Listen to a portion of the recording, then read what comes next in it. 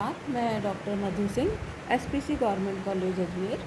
आज का हमारा टॉपिक है methods of delimitation of region, या हम इसको कह सकते हैं हिंदी में प्रादेशिक परिसीमन की जो विधियाँ होती हैं उससे संबंधित है। इसके पहले हम प्रदेशों के बारे में उनकी परिभाषा और उनकी जो वर्गीकरण है या क्लासिफिकेशन है वो पढ़ चुके हैं। तो आज हम प्रदेशों के परिसीमन या डिलिमिटेशन ऑफ रीजन के बारे में जानकारी देने जा रहे हैं। जैसा कि आप भी जानते हैं कि जो धरातल पर है विभिन्न प्रकार के प्रदेश देखने को मिलते हैं, जिनका कि सीमांकन, परिसीमन या डिलिमिटेशन जो है वो किसी न किसी आधार पर जो है किया जाता है या किया जा सकता है। लेकिन इसमें मुख्यतः सीमांकन जो है दो विधियों के द्वारा किया जाता है। एक तो होती है गुणात्मक विश्लेषण विधि, या हम कह सकते हैं क्वालिटेटिव एनालिसिस मेथड, और दूसरी जो मुख्य विधि है वो है क्वांटिटेटिव एनालिसिस मेथड या मात्रात्मक विश्लेषण विधि। अब पहले हम पहले वाली विधि की बात करेंगे।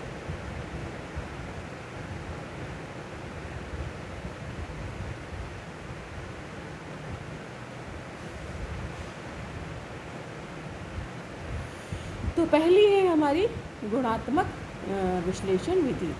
इस गुणात्मक विश्लेषण विधि को भी हम जो है पुनः दो भाग में बांट सकते हैं। एक तो होती है हमारी फिजिकल कंट्राडिक्शन मेथड है, और दूसरी है हमारी भौतिक, या इसको हम हिंदी में कहेंगे भौतिक असंगति विधि, और दूसरी है हमारी सुपर इम्पोज्ड मेथड या अध्यारोपित विधि। अब ये फिजिकल कंट्राडिक्शन मेथड या भौतिक असंगति विधि क्या है?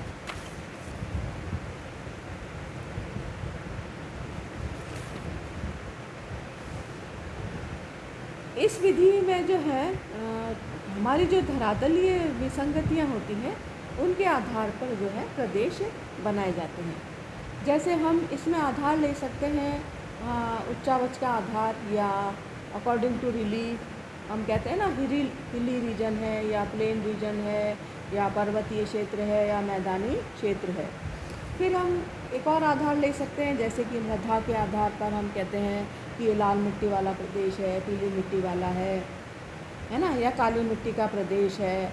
फिर हम भौतिक विसंगति के आधार पर हम जलवायु के आधार पर भी हम कहते हैं कि ये यहाँ की जलवायु जो है विषुवत-रेखीय है या इक्वेटोरियल क्लाइमेट है, या हम कहते हैं मानसूनी जलवायु है, या और भी कई सारी प्रकार की जो हैं जलवायु प्रदेश देखने को मिलते हैं।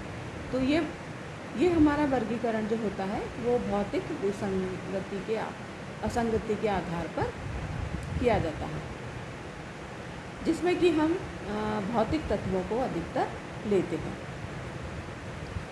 फिर दूसरी है हमारी अध्यारोपित या सुपर इम्पोज्ड मेथड जो है, ये अलग टाइप की विधि है आपकी सुपर इम्पोज्ड। तो इस विधि के द्वारा जो है किसी भी प्रदेश का सीमांकन करने के लिए हम कुछ मुख्य इंडिकेटर्स होते हैं या जो सूचक होते हैं उनको चुनते हैं, जो उस प्रदेश के हमारे डिलिमिटेशन का या सीमांकन का मुख्य आधार या बेस माने जाते हैं। इन फैक्टर्स या तत्वों का विश्लेषण या एनालिसिस करके कि कौन सा इंडिकेटर या सूचक हमें लेना है या कौन सा तत्व उस क्षेत्र में ज़्यादा प्रभावित कर रहा है या कर रहे हैं, उनको निर्धारित किया जाता है। और उनको निर्धारित करने के बाद वो जो इंडिकेटर्स होते हैं उनके हम अलग अलग मानचित्र बनाए जाते हैं। इसके बाद हम उन मानचित्रों को एक दूसरे के ऊपर अध्यारोपित या सुपर इम्पोज्ड किया जाता है। लेकिन ऐसा करने पर ये जो मानचित्र होते हैं ये पूरी तरह से एक दूसरे पर अध्यारोपित नहीं होते, क्योंकि जो सभी सूचक या जो इंडिकेटर्स होते हैं, इनकी सीमाओं को ध्यान में रखते हम के द्वारा एक सीमा रेखा अंकित करके इनका परिसीमन जो है वो किया जाता है। अब ये जो प्रक्रिया है, इसके मुख्य क्या है, 3 स्टेप या 3 चरण होते हैं। सबसे पहला होता है सूचक तत्व या इंडिकेटर्स या बेस तत्वों का क्या क्राइटेरिया हमारा रहेगा, किसके आधार पर हम उन्हें निर्धारित करेंगे। और दूसरी चीज़ होती है हमारी आधार का विश्लेषण या सूचक क्षेत्रों का परिसीमन जो है कैसे किया जाएगा, या analysis of base and delimitation of indicator region. फिर तीसरा होता है हमारा मुख्य जो काम होता है वो होता है मानचित्र अध्यारोपण एवं प्रादेशिक परिसीमन।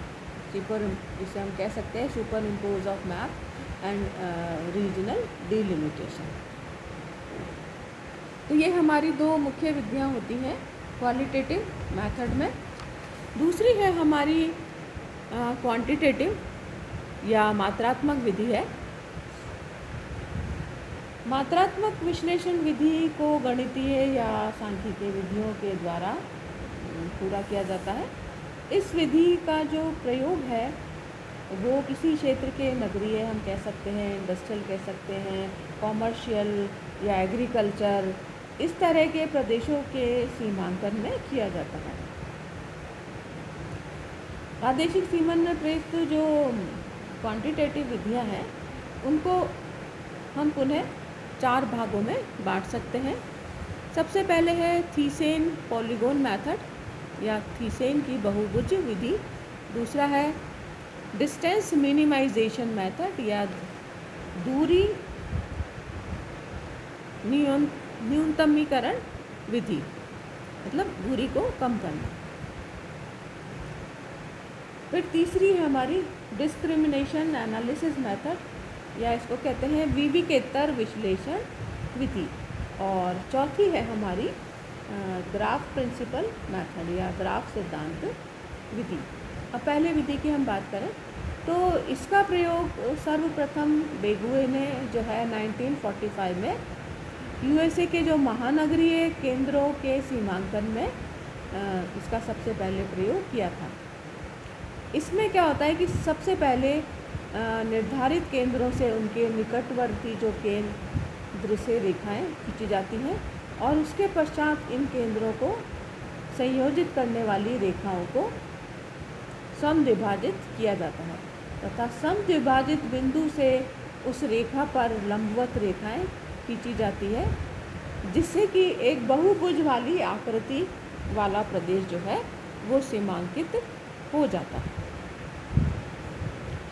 दूसरी है हमारी दूरी न्यूनतमीकरण विधि या डिस्टेंस मिनिमाइजेशन। जैसा कि हम नाम से ही है कि इस विधि में किसी वस्तु को उसके स्रोत से लाने में परिवहन लागत को कम करना होता है, दूरी न्यूनतमीकरण का मतलब है। तथा इसका प्रयोग गैरिसन द्वारा हम कह सकते हैं ना इंडस्ट्रियल लोकेशन या औद्योगिक अवस्थिति के संदर्भ में जो जैसे कच्चा माल है, शक्ति संसाधन है के जो विभिन्न साधन होते हैं आदि जो पदार्थ होते हैं उनकी लागत को कम करने के लिए इस विधि का प्रयोग किया था। और 1963 में यीस्ट ने परिवहन की समस्या को हल करने के लिए जो है इस विधि का प्रयोग किया कि किस तरीके से दूरी को जो है मिनिमाइज किया जा सके या न्यूनतम किया जा सके। तीसरी है हमारी डिस्क्रिमिनेंट एनालिसिस मेथड। इसमें भौगोलिक तत्वों की 2 विधाओं और उनको 4 प्रतिरूपों में रखा जाता है। इसमें जो है गणितीय जो सिंबल्स होते हैं उनका प्रयोग किया जाता है। इसके पश्चात इसके वितरण पर उसको अध्यारोपित किए जाने पर अधिक जो जटिल होते हैं, जो भी पद या बहुपद जो जटिल होते हैं उनको रेखाओं को मिला दिया जाता है और फिर उन्हें उसके आधार पर विभक्त करते हैं। चौथी और आखिरी जो विधि है, लास्ट जो है, वो है हमारी ग्राफ प्रिंसिपल मेथड। इस विधि द्वारा परिवहन के जो जाल होते हैं या ट्रांसपोर्ट नेटवर्क जो होते हैं तथा प्रादेशिक संरचना के जो विश्लेषण है उनको किया जाता है।